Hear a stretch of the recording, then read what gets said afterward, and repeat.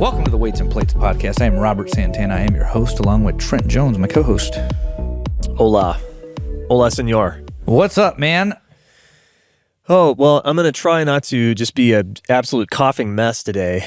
I caught something, almost 3 weeks ago now, and I'm over that. I'm over, had some nasty cold thing. It was probably COVID.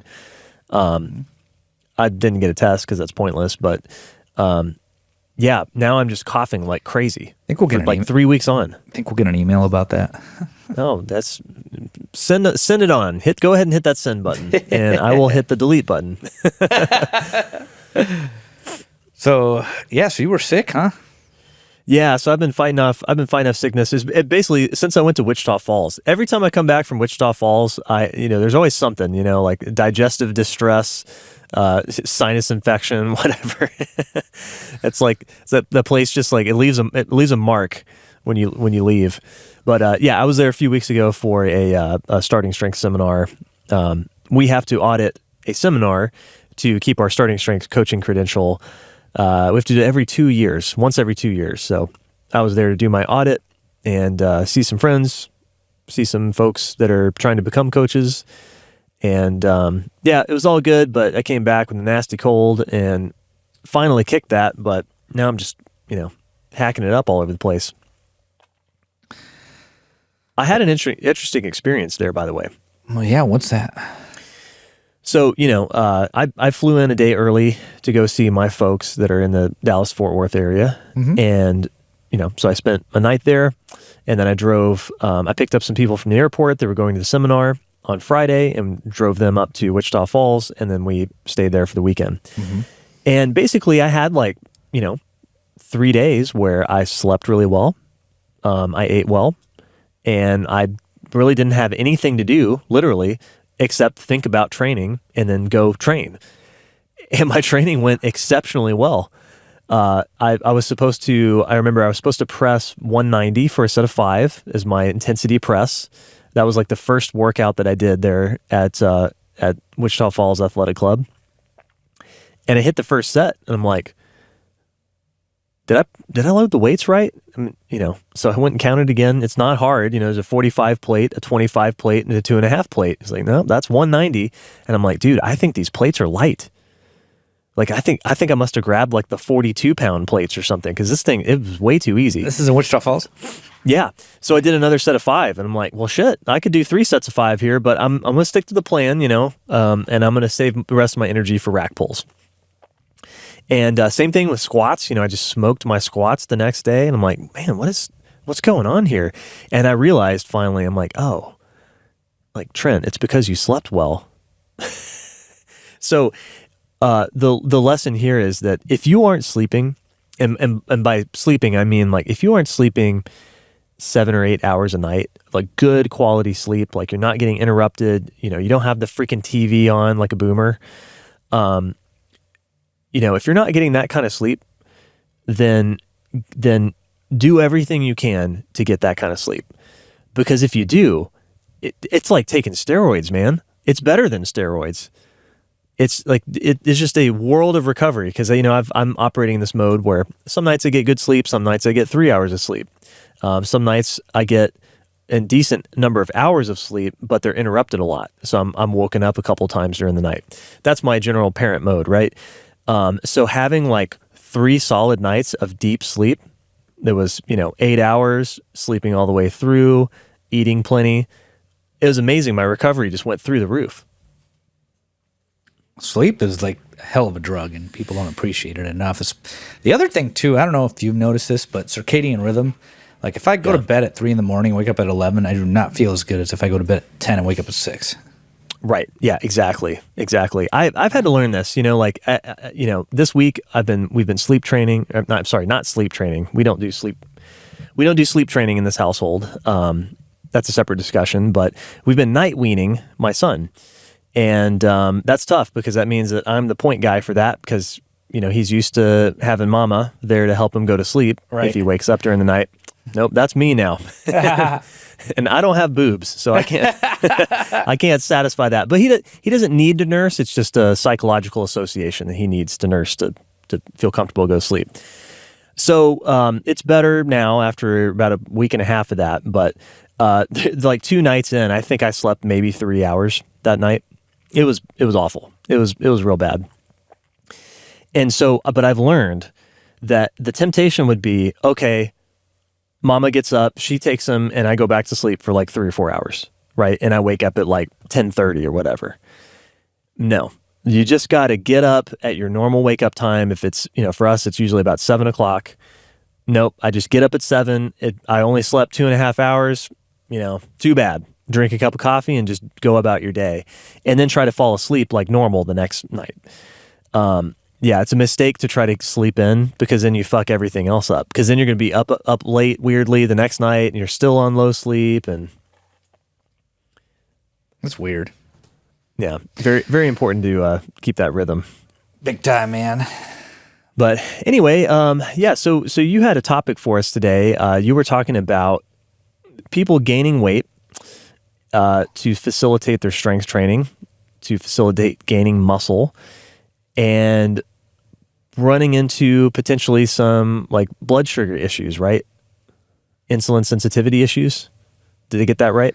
The topic I want to hit on today pertains to the extremes of eating. And notice I don't use the word dieting, because I want to talk about weight gain as well as weight loss. We've talked about weight loss a lot. We've talked about weight gain a lot too. And the hazards of both are often discussed by different people, Yeah. Typically, when you hire a diet coach, they're an expert in all things weight loss and how bad weight gain is, And that's largely because we have a larger population of people that are heavy that want to lose weight than people that are lighter and want to gain weight. But Right. both have their downfalls, but I wanted to hit on weight gain. And one of the things we often say is that if you're a young, underweight man, that you should eat a massive surplus of calories, let the weight come on, you'll gain fat and muscle, and it will all even out in the end. And if you need to lose the body fat, you can. And that's usually fine, because a young man can tolerate this surplus of calories, so we think, right? Yeah. But that's not always the case.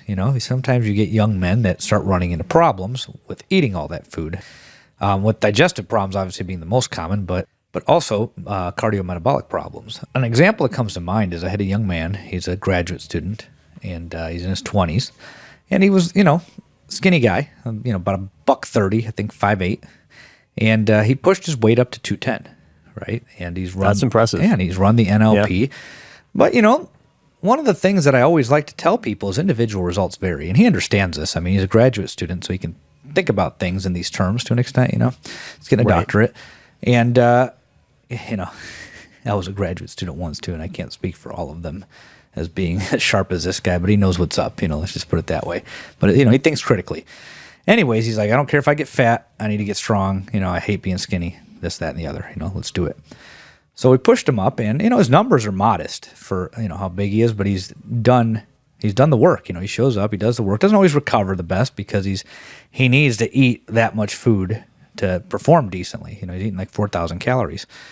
And, he's squatting in the mid-2s. He's deadlifting in the mid-3s, which is really impressive. And he's pressing almost 135 for 3 to 5 reps. He's getting closer and closer to that one plate press. But, dude, this guy put on all this weight, and he's still struggling to bench in the mid-hundreds. And, I just had to explain to him, he's cool. He totally gets it. And he might be listening. I hope he is, because he's one of my favorite people. If he is listening, first of all, hey, nice work, man. That's impressive. Yeah. That's I know how much hard work that is. Yeah. He's one of my favorite people. He's cool as fuck, and he handles it like a champ. Misses his 150-pound bench, and then is like, dude, is this happening to everybody? I'm like, well, you're almost at a one-plate press. Bench just sucks for you right now, but we'll get it. Right. We're gonna get it done. But I always say that. I'm like, for some people, weight gain takes you to levels you never thought you'd get to, and then for other people, that weight gain takes you to a level that's pretty modest, but better than where it'd be if you didn't do that. Right. Yep. So, there's a lot of factors there, but like I've noticed before, his deadlift has gotten substantially up there, and his press seems to be following, because remember, the press involves a lot of upper back strength too, so sure, I think the press follows a deadlift, so if you develop a big deadlift, your press should follow up to a point. But squat and bench, he's struggling, and he's struggling with the pull downs. Getting him to a chin up has been a project, but we're gonna get him there. and it just takes time. So there's a couple big nuggets of information there that we want to hit on. Number one is, individual results vary. You might gain a bunch of weight and put yourself in a situation to still have to work hard to get even a slightly above average result, right? You might have a modest result from that weight gain even after a year of training, just because it's just hard for you to get strong. For some people, it's just hard to get fucking strong. Right. Yeah. Not everybody. Not everybody's gonna turn that into more strength. And not everybody's going to gain 70 pounds and run a novice linear progression to a 405 for 5 deadlift. And remember, because I know some women listen to us, not many, because we tend to talk about stuff that pertains to men a lot. But, with females, the amount of weight gain is much more modest. I've never had a woman gain 70 pounds. We're typically talking about men when we're talking about this problem. And it doesn't necessarily help either. You see the spread with female strength, isn't quite as wide as it is with male strength from what I've seen. Obviously, there are weight classes in powerlifting, and the bigger weight classes tend to have larger amounts of weight lifted, right? But, I'm not seeing 400-pound women deadlifting 1,100, Right. At 6'3", so, there's this, it works a little bit differently. But for dudes, when they eat all that food, gain all that weight, assuming that the macronutrient composition is good, the protein's high, the carbs are high, that's usually where I start with people, and that kind of segues into the next topic. You see some rapid linear progress for a while, and sometimes it's very impressive, and you might get a guy that's squatting into the 4s or squatting well into the 3s. It tends to be more common, And you see a guy that'll climb into the 4s in the deadlift for sets of 5, and you'll see that, Just had a guy now. He's 6'4". He was a $190 when I first got him. Pushed up to 210. Had the conversation with me about how he wanted to cut, Right. And I don't know what I did, but I talked him into, hey man, come on, let's go up. You need to get to 230, 240 is preferable, to do what you're trying to do. And what he's trying to do is he's just trying to look reasonably athletic and muscular, So in my mind, that's, a 4-plate deadlift for a set of 5, 3-plate squat for a set of 5, 2-plate bench for a set of 5, and a 1-plate press for a set of 5 with about 10 chin-ups, Yep. And, he's willing to work for that, not the squat. He tends to, as many taller guys tend to deal with, he gets back pain pretty easy, and the squat aggravates it the most. So he's, and he's an online client, by the way. If he was in my gym, maybe we wouldn't have to resort to this, but he's belt squatting, and he's pushing it, and he's adding weight to it. So his thighs are getting bigger, his deadlift's going up, but, I told him, I'm like, there will be a sweet spot somewhere between 220 and 240 where when you cross that threshold, the lifts are just going to go up, dude. And sure enough, this was a guy who was deadlifting in the low to mid 2s, before he hurt his back squatting, he was in the upper 1s, I think. I'm just talking off the top of my head. And he was benching in the mid 1s, I want to say, mid to high 1s, Yep. Bro, as soon as that guy got over 220, I think, from 220 to 230, and he just benched 220, 2.5 for 3 sets of 5, I think, or one set of 5. So he's going to hit the 2-plate bench for a set of 5 at 6'4". So guys, picture this. He's 6'4". His baseline, lanky guy. His baseline phenotype was long, tall, lanky. Yeah. Now he's filled out. What's crazy is before all this, before he gained the weight, his bicep strength was through the roof, man, because I had him doing curls. He was curling 115, 120 pounds for sets of 6, which I can't fucking do. Right. Seems like weight gain is not necessary for that if you have good insertions. So that's what I'm assuming the thing is. But his arms grew pretty fast with minimal direct arm work. I was having him bench, press, and do some curls. And his arms filled out. Then when he gained the body weight and the big lifts went up, back widened. He's doing a chin up now. I think he can do more than one, I'm pretty sure. He deadlifted 325 for 5, had a little back tweak, bounced back from it quicker than previous back tweaks. Right. And, now we're rack pulling 1 week, deadlifting 1 week. I'm just assuming that he might get hurt at this point, and we're just kind of stretching out those high intensity lifts. It's really funny you're saying all this because I have a client who's 6'4", and it's very, very similar profile. Now, how old is your client here? I think he's under 30 still. I have to double check, but he's a young guy. He's not super young. But what I want to say before you go there is, I had to explain to him. I'm like, dude, without lifting any weights or stepping in the weight room, just being over 6 foot, you're at higher risk of back pain, and that's well documented. Yeah, that's funny. I'm glad you mentioned that because that's certainly been my experience, and nobody ever told me that before, that, tall people have more back pain. It makes sense once you think about it. But yeah, that's been my experience. So the client that I'm thinking of, very similar profile. He's in his 40s, so he's a little bit older, and so there's always going to be a recovery, issue there, right? But yeah, had a very similar experience. He's not a particularly great responder to training, but there was an inflection point when he got up to, I think, 230 at his highest. And there was definitely an inflection point somewhere between 215 and 230 where the lower body lifts in particular really kind of shot up. Now he struggled with the squat and back tweaks, but he's a great deadlifter. He's turned into a pretty good bencher. Press and squat have been the tough ones for him, but yeah, it's true. It's not fair. Those big, tall, lanky guys, when they squat, they got to go like twice the distance I have to go. Mm-hmm. They're doing a lot more work against gravity than I am. Oh yeah, it's a longer range of motion, and they're leaned over a lot more, so they got a lot more moment force on their back. Just because they're it doesn't even, they don't even need to have long femurs. They just have long segments, right? Rarely do you see one with a giant long torso that gets them real vertical. Upright. Yeah, exactly. I have one, but he's 6'8", and I think you do tend to see that when you get to those extreme heights. You see it more, but like the low 6-footers, I don't see it as often. I have seen it with guys over 6'5", though. They're pretty bent over, and they have these long segments, and so there's a lot of moment force on the back when they squat and deadlift. So yeah, but yeah, so it's interesting. I think this is relevant, right? So this client of mine, he's had some recovery issues recently, and we've been kind of trying to hone in on what those are and like what's really causing this, but. He got some blood work just to see if there were any hormonal issues at play. Doesn't seem like there are, but in the blood work, it did come up that his A1C level is kind of high. Like he was kind of knocking on the door of pre-diabetic level. And I don't have prior blood work before we started training and before he started gaining weight to know if it's moved. It might have come down for all I know, but I wouldn't be surprised that it had gone up in the process of him gaining weight. And I think that's one of the things that you wanted to address today is, there are risks to gaining weight, yes, right? Absolutely. Just like there are risks to losing weight. So let's talk about some of the risks. I mean, we know what the benefits are. We've talked about them a lot on this show. But yeah, what are the potential risks of putting on all this weight? So first thing I want to touch on is,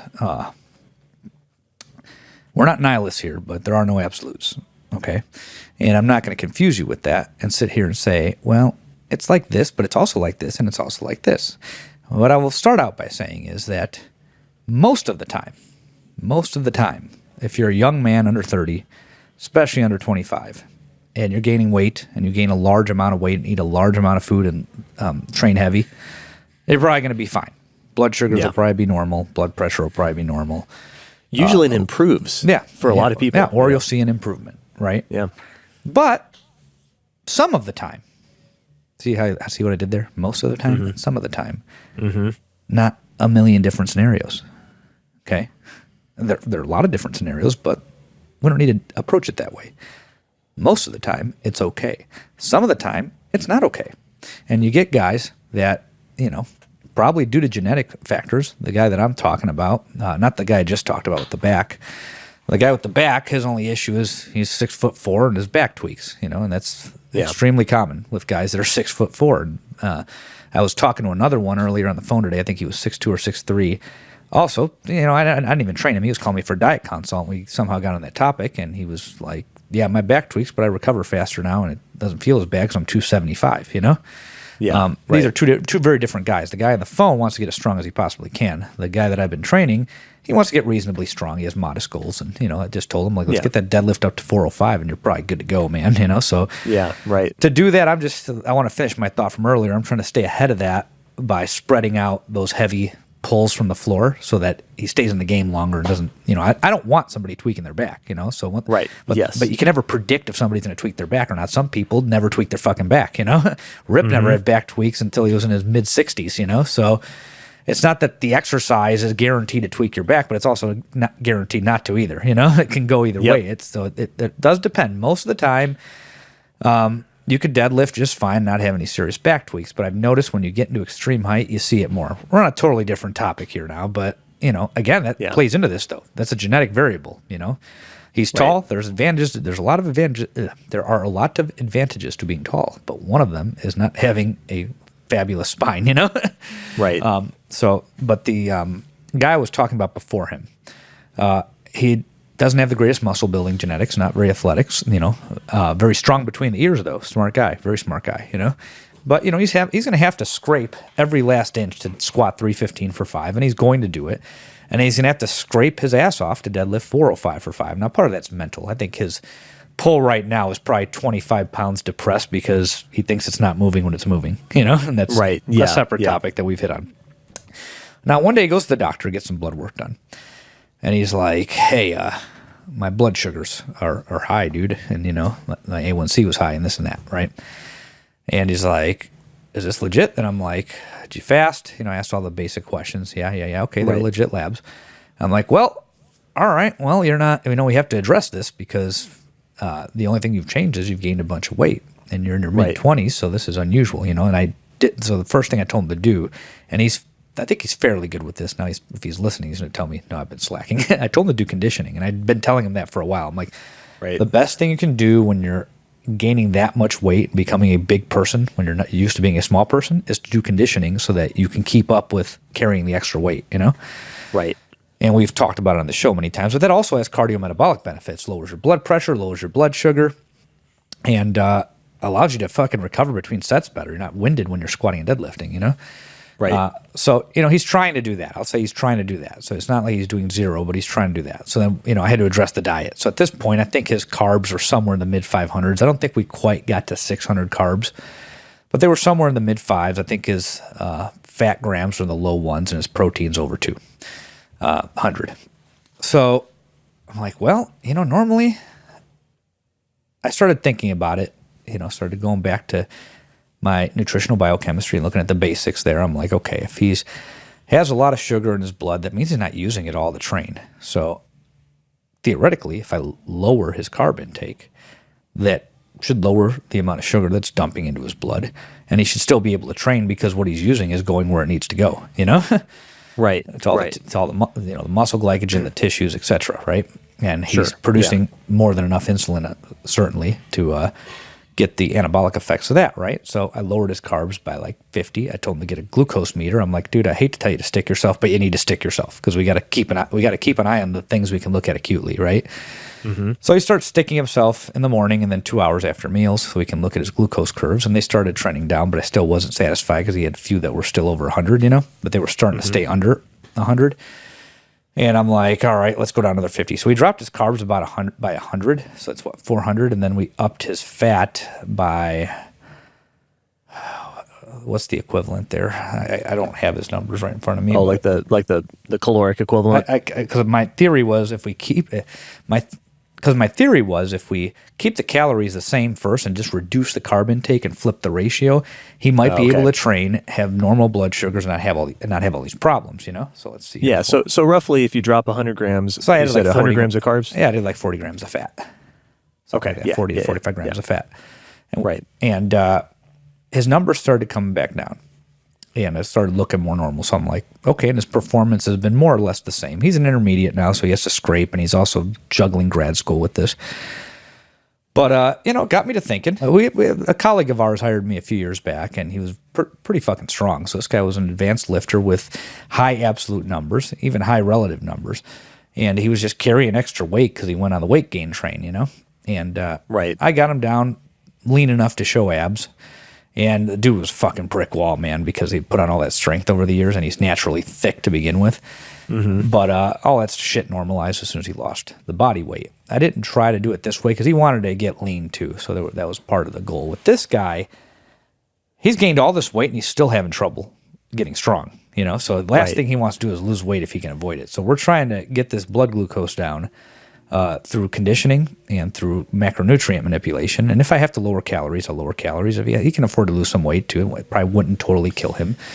Right. But right. the point is, I've had many other guys do the exact same thing he's doing, no problems. My cousin did it when he was like 20, so a little bit younger, and he went up to 217 at 6 foot. Man, we wanted 220 so bad, but he got to that point. I don't know if you ever reached this, Trent, where you keep eating and it just doesn't move, and the amount of food you need to get that next bit of weight gain is insane.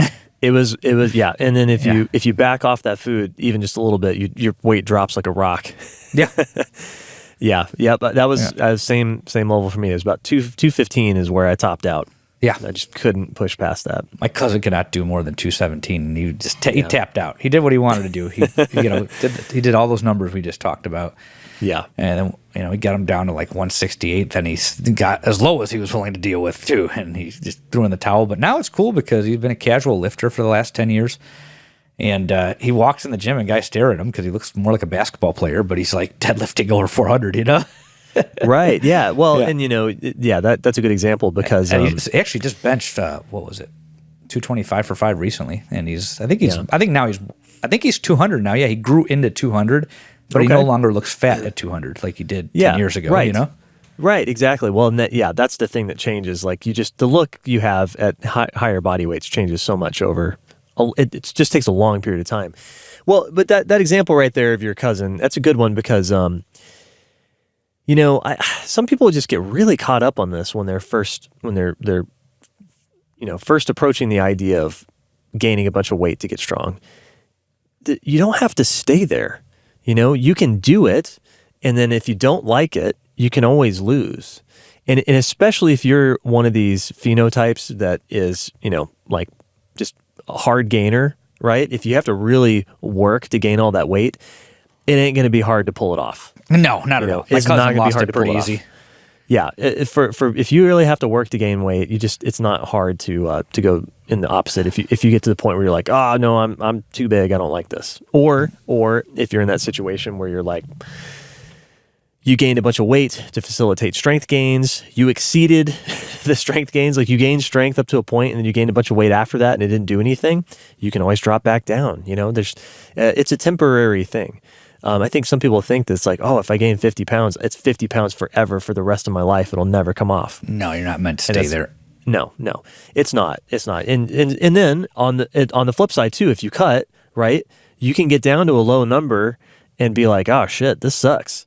And you can go back up and you find your sweet spot over time. Everybody's going to have to do this to some extent, right? Everybody's going to kind of have some ups and downs in their body weight over their training career, and you'll eventually find a spot that you like. But yeah, that's interesting you mentioned that because I have not, I have less of a nutritional focus with the people I coach because I have less nutritional expertise, but I have run into this as well where some people, whether it's genetic or what, I'm assuming it's mostly genetic, that they gain the weight and their body composition is fine. I'm not talking about people that are very obese or have a lot of excess body fat, but their insulin sensitivity clearly is not trending in the right direction as they gain the weight. They're having trouble clearing that glucose, and I think that the mistake that I've made in the past as a raw coach was underplaying the conditioning part.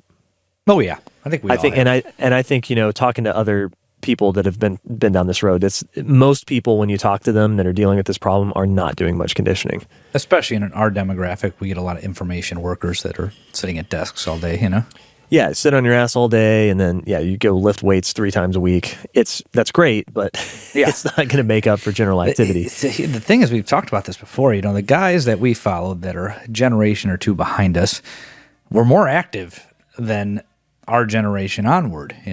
Yeah. And I think the assumption behind their advice when you hear these old school lifters saying don't do cardio is that you're moving around as much as they did at that age. And a lot of us aren't, a lot of us aren't. And you got to do conditioning just to make up for all the ass sitting you're doing, Yeah, absolutely. Yeah, so just about everyone at this point in time has a app on your phone that comes with your phone where you can track your steps.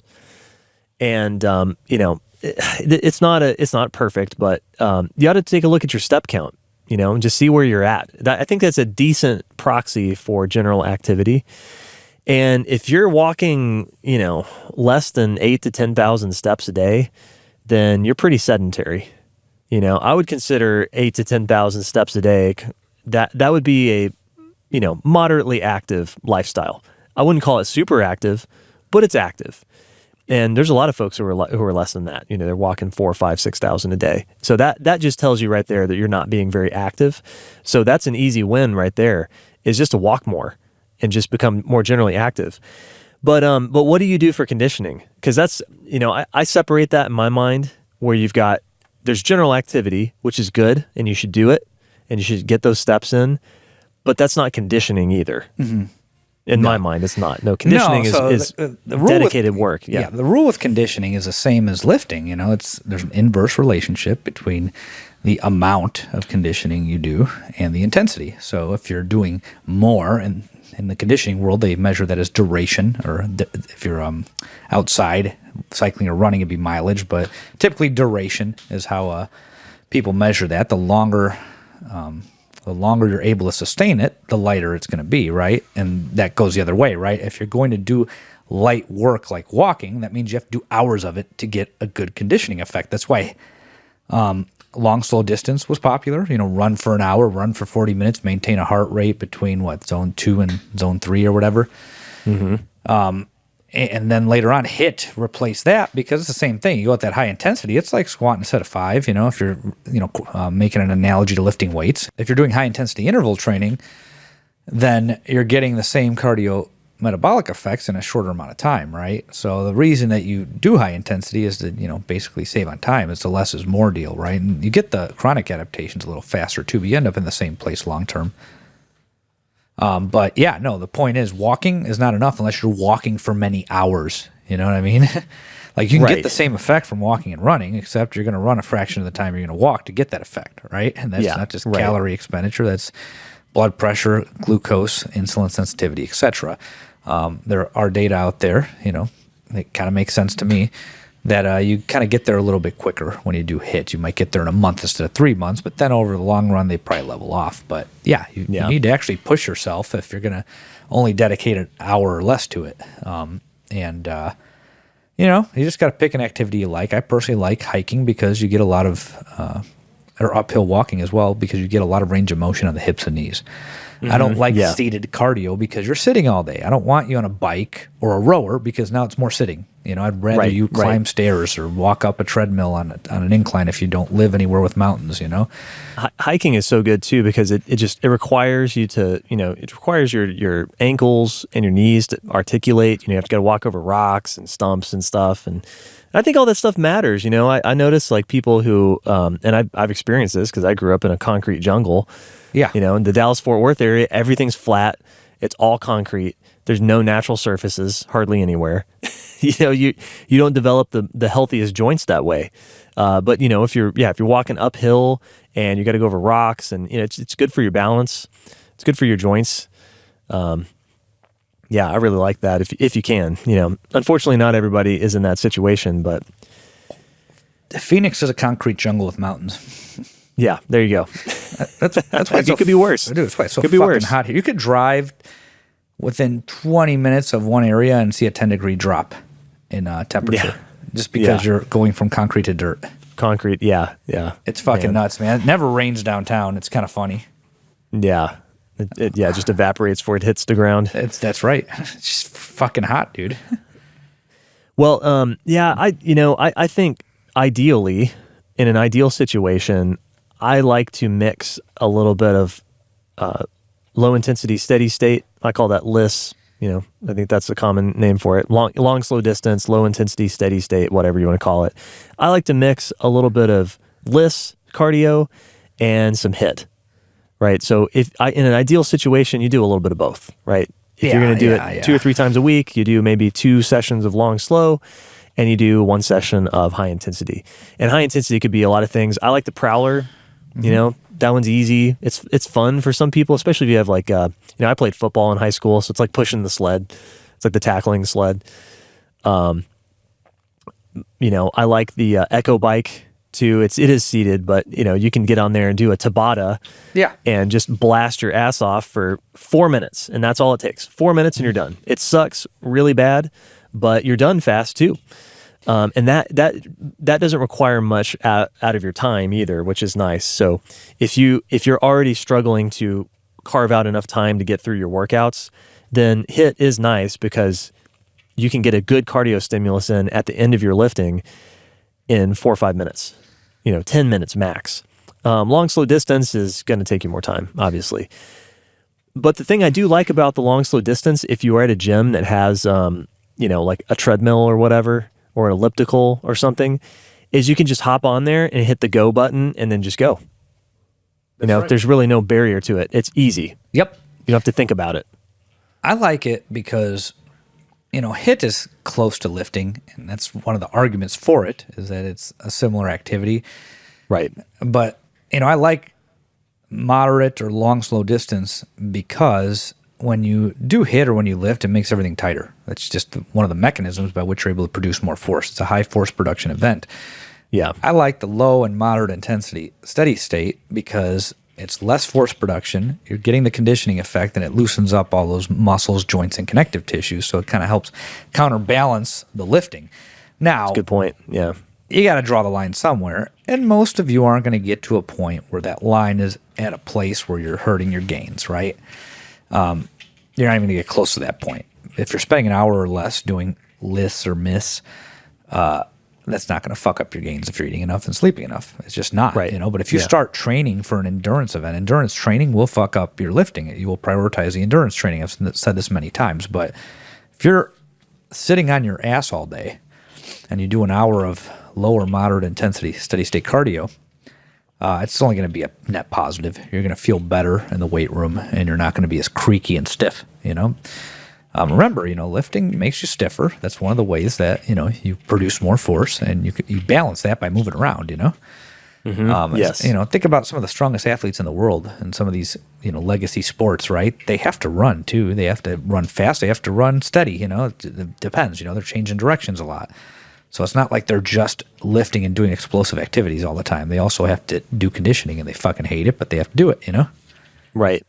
I think there's a psychological benefit too to the cardio that you just have to do. Mm-hmm. I find for a lot of people, it's like the lifting it's enough mental overhead just to handle the lifting, to squat heavy and deadlift heavy, and you get through all that and you're like, fuck, I got to go push the prowler now, or I got to do a Tabata. Like, it can be brutal. Whereas, if you just got to hop on the treadmill and do 25 minutes, it's not mentally taxing to do that. You just got to do it. So yeah, that's a good point. That's a good point. Yeah, man. I'll make a controversial statement here. This is unrelated to our topic, but this might be controversial to some folks. I actually like yoga for some people. Dude, for the same reason you mentioned, right? That's what I just said. All that stuff is fine. Once you start pushing it to the extreme to get maximum adaptations, it will fuck up your lifting. That's it. Yeah, well, of course. Yeah, of course. But if you're casually doing that shit, it's good for you. Yeah, absolutely. But anyway, okay, so have you noticed, so conditioning, I think, is pretty well understood that's going to improve your insulin sensitivity and improve your ability to metabolize carbs. Have you noticed really any difference between modes of cardio? I mean, we just talked about like reasons why you might choose one or the other from a programming standpoint, from a psychological standpoint. Does it really matter in terms of your... I don't think so. I really don't think so. But yeah, what I wanted to kind of come back to was what I said about the diet. I am a carboholic, and that's what I typically start with. And this guy by no means is on low carb right now, but to get his calories to 4,000 and get his blood sugars to a decent place, I had to go lower than I would have went in the past. So sometimes to get that last boost of calories, you just have to eat fat. Right. Versus pushing the carbs up to an abnormal level, because if you're not going to use them, they're just going to end up getting dumped in there if you are of a certain phenotype. Now, some people, I think my cousin got to 600 carbs and he was fine. I did 550, I was fine, Yeah, sure. And I was in my late 20s at the time, and I did 550, I was fine. My cousin did 650. But it's a lot of fucking food. I mean, it's a lot of volume of food. It's hard to eat. But for some people, they can't, they start getting high blood sugar, starts getting dumped into their bloodstream. And for that person, pushing the fat up to keep the calories high is completely appropriate, Sure. You're not extracting a lot. You're not extracting a lot of glucose from fat molecules. It's the glycerol molecule and the triglyceride that gets used to be converted into glucose if that needs to happen, and that's a very long process, and the human body's lazy and doesn't like to do that. So it's not a very good source of sugar. That's one of the reasons keto doesn't work so well with explosive types of activities. Right. But, like I said, weight gain, like we've been trying to say, there's, risks with weight gain, there's risks with weight loss in terms of the dieting, the eating. But remember, when people come to us, this is quasi sport, they might not be competing, but people in that situation where they need to gain a bunch of weight, or on the opposite, we don't get too many of these, but people that want to get extreme leanness, you're competitive now. You may not be getting on a platform or bodybuilding stage, but you're competitive now. You're competing against yourself. You're competing against something you put up against the wall. You are now accepting a higher level of risk than the old guy who wants his back to stop hurting and is willing to gain a few pounds, but isn't going to do anything crazy because he needs to stay healthy. He doesn't want to get on more drugs, and he wants to play with his grandkids. That's a different situation than the 20-something-year-old man who's skinny, weak, and has his whole life ahead of him. That guy is now accepting a higher level of risk to get stronger. And that's, it's not just what we just talked about. I mean, that's like we said, most of the time that doesn't happen, but it can happen to some of you. But also, if you're trying to push to, a 400 plus deadlift, a 300 plus squat, we sit here and say it's not that heavy. We see it happen often, a good chunk of the time, not all of the time. Sometimes it's psychologically blocked, but sometimes it's physically blocked. I remember our colleague Wolf telling me once that it took this guy 5 years to, I think, deadlift in the mid 300s, just physical idiot, motor moron, whatever you want to call him, but if you're going to lift hundreds of pounds over your body weight, there's a level of risk involved above baseline for some of you, especially if you're on the smaller side, right? Or if you're on the taller side and you're trying to squat 315 and you're 6'5", there are things you can do to mitigate that risk. We teach things with good technique. We try to minimize the risk of injury through that. We try to recommend appropriate body weights to minimize the injury risk with that. And some people never get hurt. They just go through it. They get as strong as they want to, and then they're done. That happens. Right. Again, most of the time, things go pretty well. You don't get seriously hurt. You put the weight on, you get stronger. But some of you are going to run into problems you got to work through if you really, really want this. But the point that I'm hitting here is when you decide that you want to either get 5% body fat or you're going to gain 80 pounds to squat and deadlift a lot, you've accepted a level of risk that places you into a competitive category, whether you ever compete against others or not. Right. Yeah. And to say that another way, your goals and your performance goals in terms of lifting should consider that, how competitive you want to be with yourself. So, if you're sitting there and you're like, and you've worked your ass off for a 315 deadlift, and you're like, I want to pull 500. Great. But you have to realize what you're saying there, which is that I want to train like a competitive lifter for the next several years to make that happen, because that's what it is, right? And if you're not willing to do that, then you need to revisit your goals. Yeah. Your performance goals. All to get the result of the bottom 50%, by the way. That's right. Yeah. Yeah. So this is the thing. I say this all the time. And I'm talking about people who follow the main site for starting strength. They follow Rip's podcast. You got to understand when Rip's talking, you said it the best, that Rip's a football coach, right? He's just a really intelligent, he's just a really abnormally intelligent high school football coach, because most of them are not very smart. What did he tell me? Rip told me once, high school football coach is a sentient being. Right. Yeah. But, Rip there's a couple of things with Rip. Number one, he's always talking to novices unless he specifies otherwise. You just have to assume he's talking to novices, and I'm not talking about, novices that are like developed athletes that just haven't touched a barbell in the way that we do it. I'm talking about ranked novices. That's generally who he's talking about. And for these people, they have no idea what they're capable of yet because they haven't done the process, or they're just at the very beginning of the process. So part of what he says when he's like, 350 is not very heavy. 450 is not particularly heavy. Now 550 might be, well, that's kind of heavy, right? When he says stuff like that, it's because there's guys out there that need to hear that, because they would never push themselves to do that. And they need that sort of, what do they call it in like negotiations? Anchor. They need like an anchor point, right? When you come out with a price, you're like, well, how about 1,000? Now we're negotiating off of 1,000 because I said 1,000. If I said 1,500, we'd be negotiating off of 1,500, right? Like somebody's got to set an anchor point. So that's what he's doing. He's setting an anchor point for people. And he's saying like, hey, 350 is not that heavy. And you're sitting there, and some guys are sitting there, they're like, well, I haven't squatted 225. Holy shit. He's saying 350 is not heavy? Like, what am I doing here?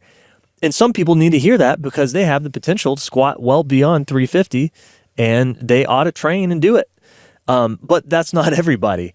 And I think there's a lot of folks who absorb a lot of the starting strength, content, and they've worked their ass off, and they have a 275 squat, and they just think they're just complete dog shit because they can't squat 350.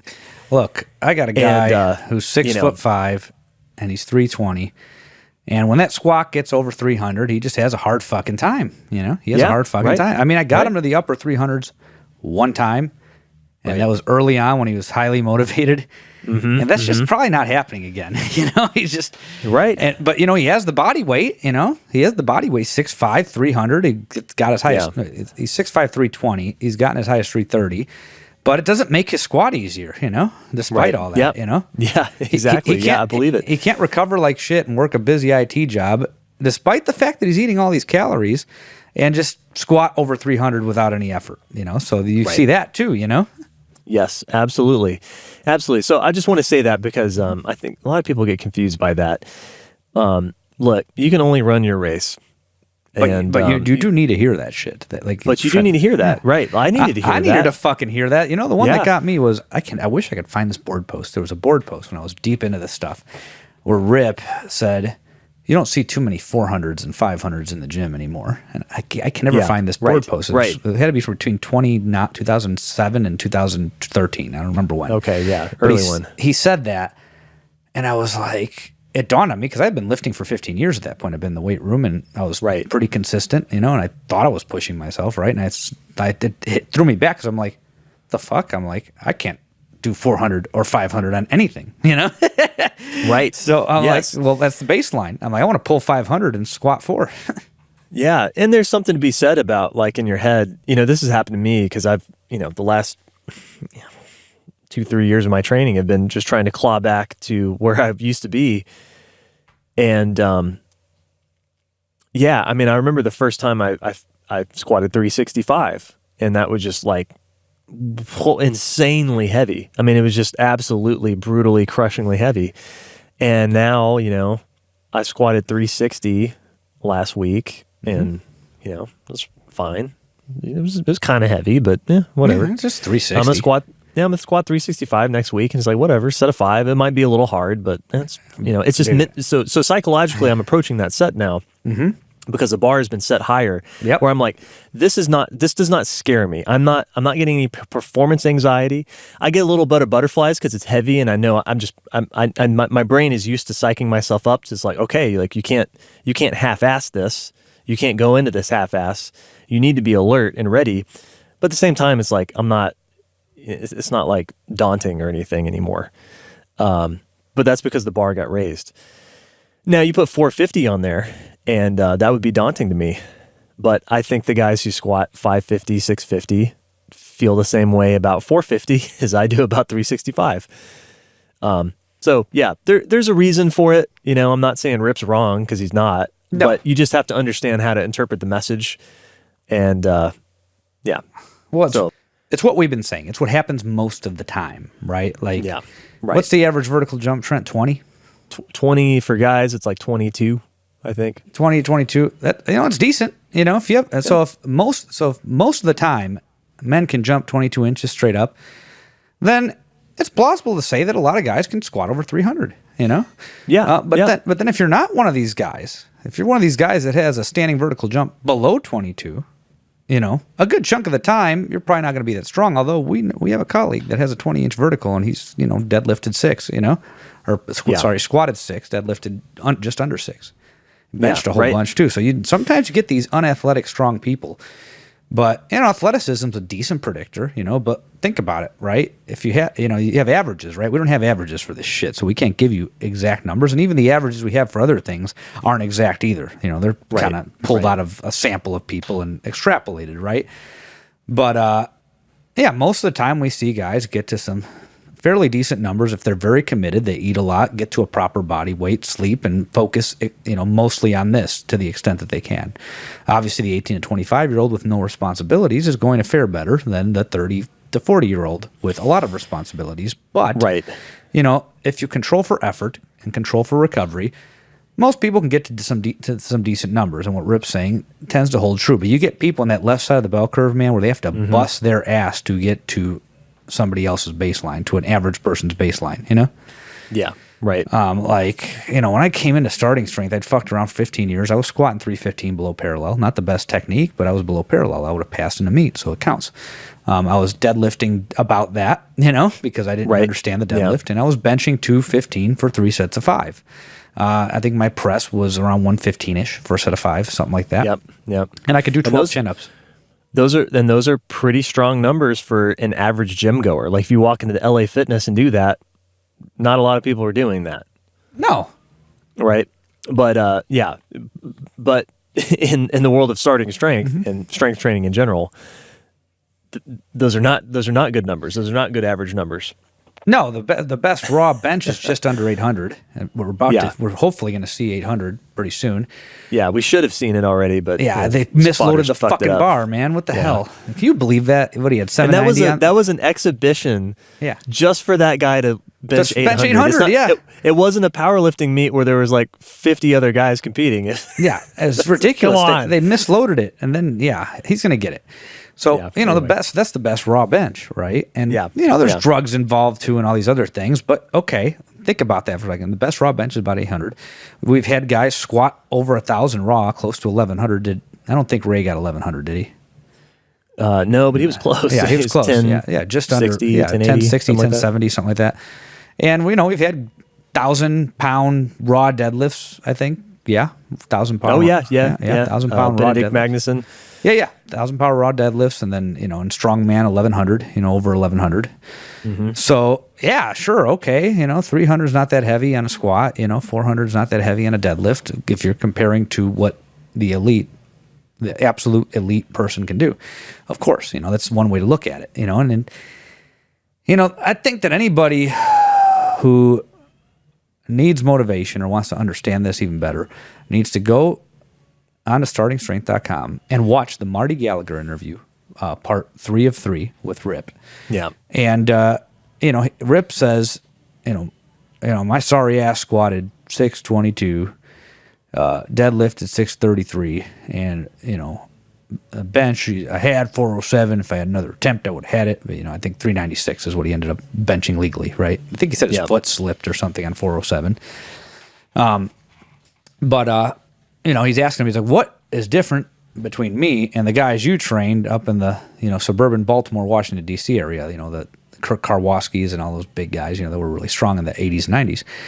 And, they go into this long conversation, obviously. I want you to listen to this if you're interested in this sort of thing. And, he basically tells Rip, when you're in a gym and it's like when you're at your gym and you're squatting 600 and everyone else around you is squatting 315, he's like, that's a whole lot less incentive than you can't go on the big man platform unless you have at least a 7 squat, because it doesn't even make sense. Right. And it's like, if you had a, 200-pound clean and jerk, you got to go to this platform, but you better believe everybody's watching over on the number 1 platform where so-and-so is, doing a 400-pound clean and jerk at 198. Yeah. I think it was Lancaster. I forgot the first name. Old school Olympic lifter. But he's right. And, when I've listened to that interview every fucking day for a while when I was running my linear progression, because they would talk about that, and they'd talk about the eating. He's like, in the politically incorrect 1960s, we sought to become gargantuan. He's like, we ate food all day long. We drank milk. We slept. We rested, etc. Everything was about being anabolic, lifting more, getting bigger, Yeah, and that's what I needed. I needed to hear this at the time. I was never gonna move the kind of weights these guys were talking about, but I got the point. So the first thing I did was I found the lone powerlifting gym in Los Angeles at the time. Now there's more, but at the time there was only one, and it was small hole in the wall in El Segundo. It was called 4-Star Gym. My friend Jason owns it now. It still has the same feel to it. And I used to train there, and there were old school powerlifters, some 90s powerlifters that were wearing gear, the suits and whatnot. Yep. And, these guys were, squatting in the 400s for reps, benching 300 for reps. I would see this and then I see a lot of 600 plus deadlifts. The one guy, my buddy Jason, I think he pulled over 7, yep. And, I'd make fun of some of these guys that were doing sumo, but still, you're seeing all this fucking weight being lifted, right? And then even from there, then they opened up a bigger gym that was closer to my apartment. It was in downtown LA called Barbell Brigade. They had a big YouTube following too, and they sold merchandise. And that's what really did it for me, because I remember loading up 405 the first time, and I was facing out of the rack, and there was a rig on the other side. And the owner of the gym, Bart Kwan, was warming up for his squat. And he just did an easy triple, right in front of me, and I'm facing him as I'm getting ready to get under this fucking bar, Yeah. And I'm like, I got it. I got question on depth. Now that I've looked back on it after all these years, I'm like, those are my fucking shorts. I think that was clean. But I didn't count that for years. But that's not the point. It's a different conversation. The point is, I'm sitting there. I'm facing out of the rack. My nerves are going through the roof because I'm about to try and squat 405. And I look across and I see Bart Kwan. He's 165. I think he competed at 165 at the time. He's 5'5", 5'6". I don't know exactly how tall he is.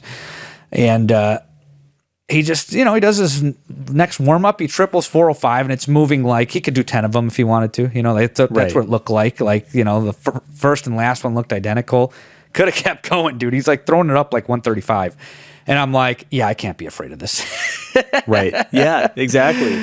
And it's huge. And the thing, so it's funny because that brings me back to the Rip interview. Rip's telling Marty, he's like, see, I was scared of 600. And then he's like, well, you wouldn't have been if you seen guys benching it on a regular basis. Oh, it's no big deal. It's just 600. Right. Yeah, exactly. And then, that I think a lot of times our brain shuts us down before our body's really ready. Yeah. Well before our body's willing to give up. Look, guys, a little hazing is not a bad thing. It's been, I've found it to be quite productive. And absolutely. I think if you want to be good at something, you want to be around people that are really good at it, even if you may not ever beat them. Just being around that, I like the phrase Marty uses. It takes the magic away from it. You see somebody squatting and deadlifting 800 on a regular basis.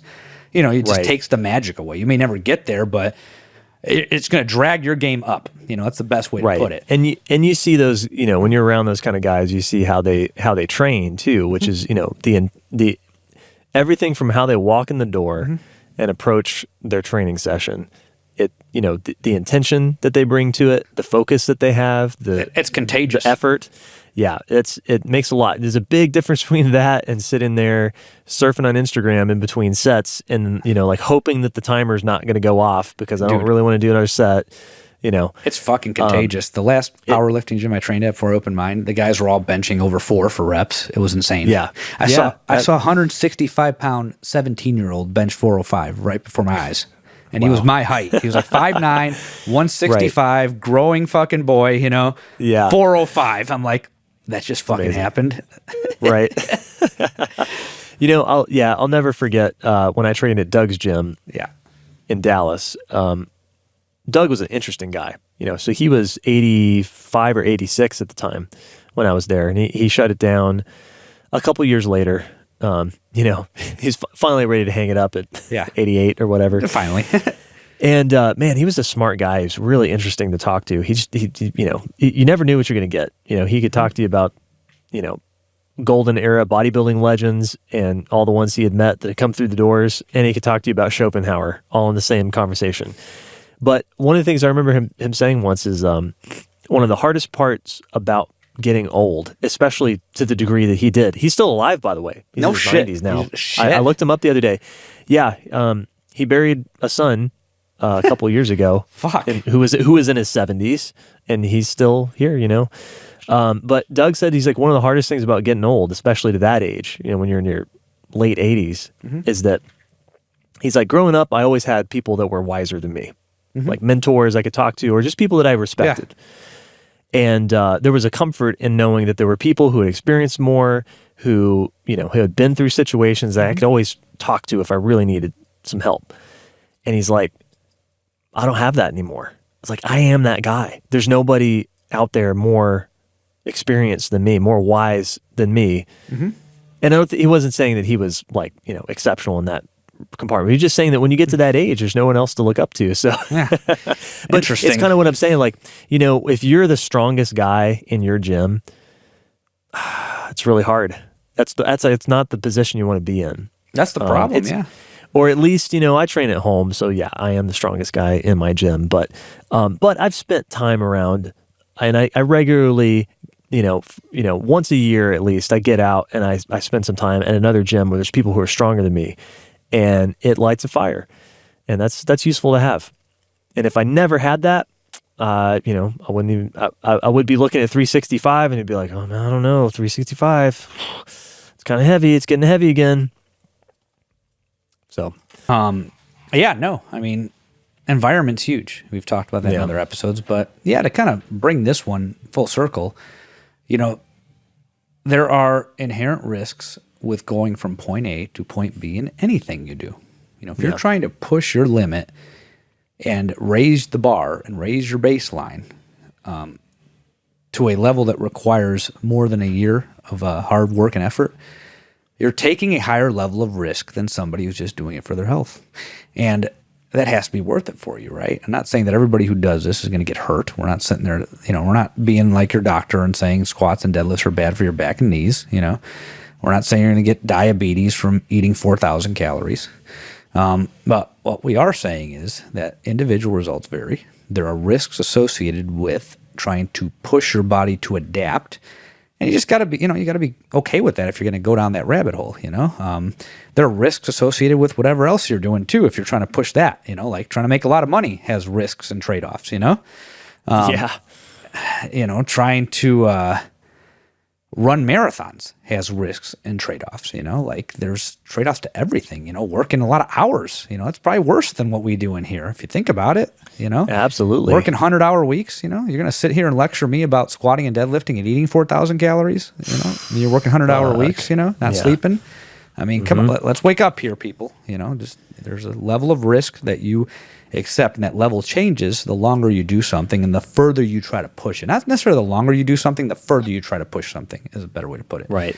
Yeah. And, you know, we've talked about this at length about weight loss, so we wouldn't spend much time with it here. But, you know, generally, if you get super lean, it's the same shit, you know. You know, it disrupts your sleep, disrupts your sex drive, your performance goes in the toilet, you get injured easier. I mean, these are things we've covered before, so I don't think I need to dive into that. But right, if you are trying to achieve something that doesn't come easy to you, you're going to spend some time with it, and you're going to run into some problems, and those problems will vary from each one individual to the next. But most of the time, most of you doing this are going to do fairly well if you're good, committed, and put in the effort. But if you run into some of these things, you know, we hope we've given you some tips on how to approach that. You know, we're not giving medical advice here. I'm not performing medical nutrition therapy here. I'm telling you a story about what I did for one person, right? Right. If you're in that situation, you need to get a consult. Don't, you know, if you want my advice on what you should do. You know, what I did for my one client is not what I'm saying every client that runs into that problem should do. You know, that now we're getting into medical shit. You know, that's why I have an RD, and that's why I offer these services. So you know, if you have questions about this, you can reach out, you can get a consult, you can hire me, whatever you want to do, and we can go that route. But this is not meant to be taken as medical advice or medical nutrition therapy. We're simply just telling you some of the things we've seen and some of the things I've done for certain people. You know, what I do for you may not be the exact same thing.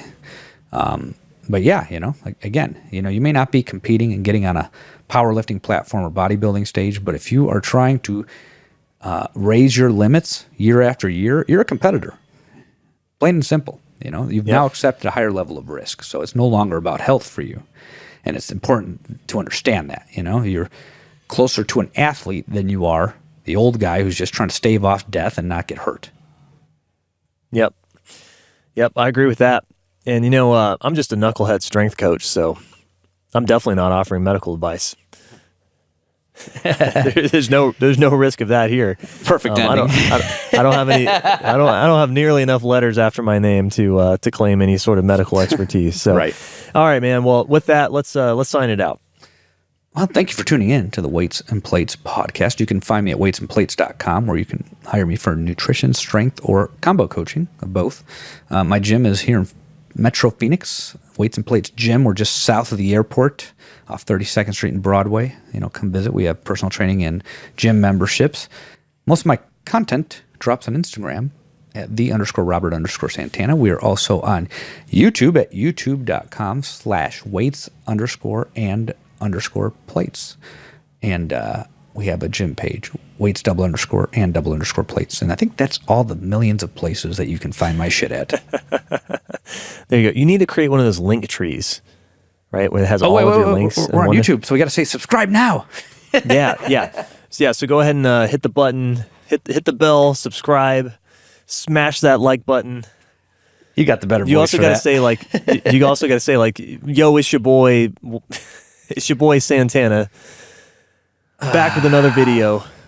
Don't forget to hit subscribe down on my YouTube page. Oh, don't bring out that Chicago around me here. thought we put that one back in the bag. All right. Yeah. Well, you know where to find me. I'm on Instagram too, at marmalade_cream. That's the name of my audio production company, Marmalade Cream Media. But, I also do coaching. That's why I'm here. And if you have questions about that, you can email me, jonesbarbellclub@gmail.com. All right. Talk to you all again in a couple weeks.